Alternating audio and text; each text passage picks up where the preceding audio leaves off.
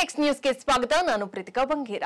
ಕಳೆದ 50 ವರ್ಷದಲ್ಲಿ ಹಾಸನಕ್ಕೆ ಕಾಂಗ್ರೆಸ್ನವರ ಕೊಡುಗೆ ಏನು? ದೇವೇಗೌಡರು ಇಲ್ಲ ಅಂದಿದ್ರೆ ಹಾಸನ ಅಭಿವೃದ್ಧಿ ಆಗ್ತಾ ಇರಲಿಲ್ಲ ಎಂದು ಹೊಳೆನರಸೀಪುರ ಶಾಸಕ ಎಚ್.ಡಿ.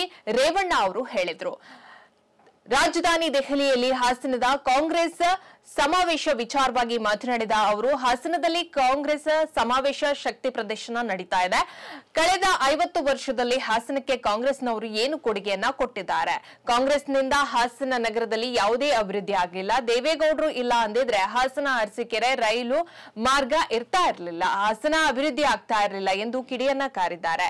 ಈಗ ಏನು ಮಾತನಾಡೋದಿಲ್ಲ, 2028ಕ್ಕೆ ಮಾತನಾಡ್ತೇನೆ. ಇಂತಹ 10 ಸಮಾವೇಶ ಮಾಡಲಿ, ನಮಗೇನು ಪರಿಣಾಮ ಬೀರುವುದಿಲ್ಲ. ಜನರ ದೇವರ ಆಶೀರ್ವಾದ ಇದೆ. ಜೆಡಿಎಸ್ ಕಂಡ್ರೆ ಕಾಂಗ್ರೆಸ್ನವರಿಗೆ ಭಯ ಪಡ್ತಾರೆ.